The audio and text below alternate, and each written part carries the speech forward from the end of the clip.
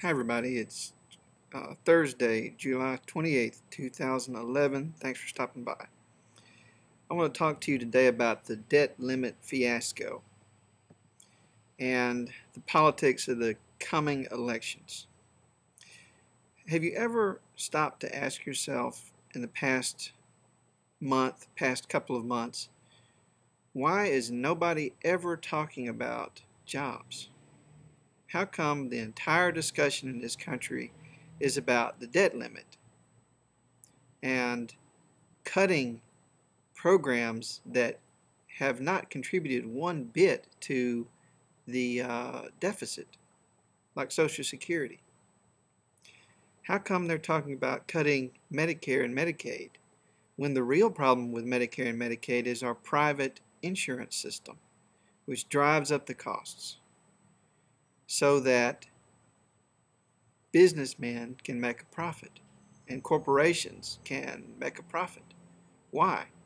Why don't they just give us a public option, or a system like Canada has, where we would have much better health care for much lower costs? That would virtually eliminate all of our debt. But we can't do that because that would mean that powerful people would lose money. It's shocking to me just how much they obsess over this debt limit nonsense when it's not even incurring new debt. Raising the debt limit does not mean we're incurring new debt. It means that we're paying for debts that we've already got. So why are they talking about not paying for things that George W. Bush put on the credit card? Why is that? Instead of talking about things that people actually care about, which are jobs. Well, the short answer to that is that they don't care what we want or what we care about. All of the media, from NPR to CNN to Fox News, is propaganda. And the people behind the propaganda are corporations and the super wealthy. So what they want us to think is what you hear when you turn on your radio. It has no connection to reality. Maybe a very tenuous connection. But the news is not about telling you what's going on. It's not about telling you what you need to know. It's about telling you what they need you to think so that you can be destroyed, so that your money can be stolen, so that your power can be eroded as a citizen, so that they can get more money and more power at your expense. That's what the media is for. It seems to me like the best thing that we could do would be to boycott all media, from NPR to Fox News, because it's all the same. I mean, it's not exactly the same. There are differences, but the exact same people are behind all of it. They're all the same mindset. The only difference is, do they want to take all of the money openly, or do they want to do it using subterfuge? That's the difference. Okay, so this whole debt limit thing is a contrived crisis. They're making a crisis where none really has to exist, and they're talking about public spending as if it's a bad thing. So if you spend money on people, that's bad. But they never speak that way about the military-industrial complex. They never speak that way about foreign countries or special interests in the United States and lobbyists. They never speak that way about farm subsidies or oil subsidies, for instance. Now, what's important to understand about the current political system is that it's totally corrupt and totally ruled by money. And people think that they can vote strategically, that if they vote in a Republican, he won't do what the Democrat would do. Or if they don't like the Republicans, they can vote in a Democrat, and even though they're really horrible and repugnant, they won't do what the Republicans will do. But that's a myth. And I think Obama, if he has accomplished anything, he has really totally shattered the myth of strategic voting. Because think about it. If John McCain was in office right now, we'd be a hell of a lot better off.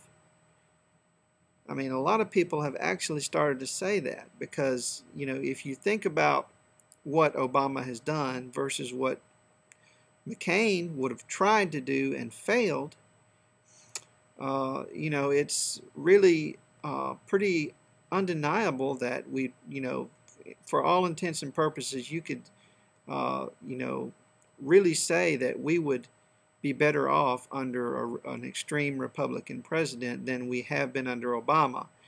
And that's basically because Obama is as extreme right-wing or maybe more extreme right-wing than most Republicans, and no one will oppose it because he's a Democrat.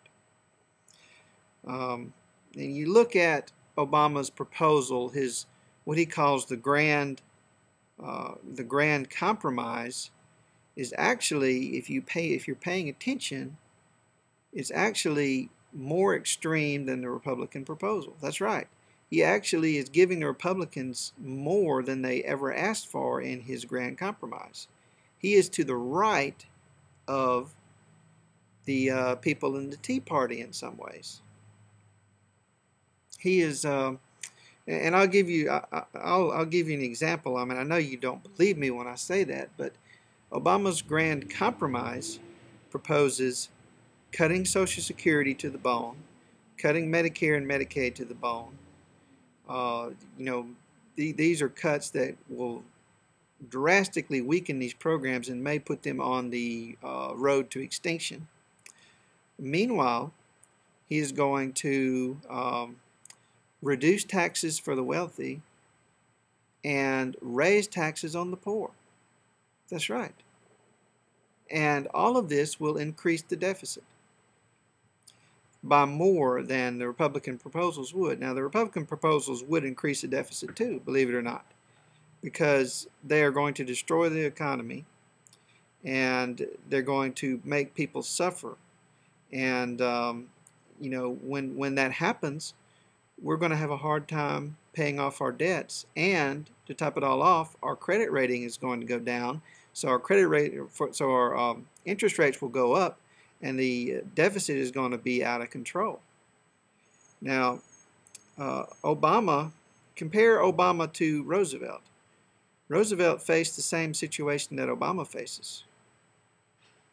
And his solution was to create Social Security and to create Medicare and Medicaid and to create a deficit and to increase spending and to decrease taxes on the poor while increasing taxes on the rich.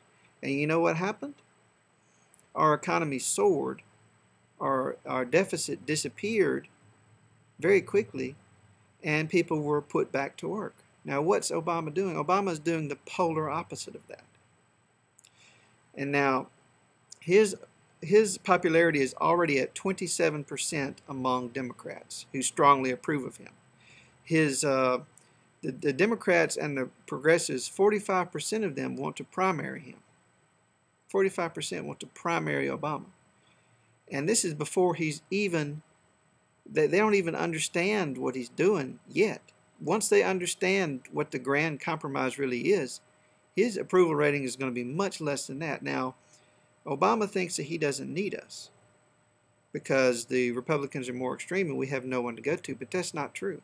Obama doesn't have a snowflake's chance in hell of getting elected next time if he does what he's about to do. Not a snowflake's chance in hell. So that means we either have to primary Obama or we're going to have an extreme Republican in office in the next 4 years. There's just no way Obama is going to win. Half the country already thinks he's the antichrist to begin with. And the other half is realizing that he's not even on their side. He doesn't have a prayer. So it's time to primary Obama.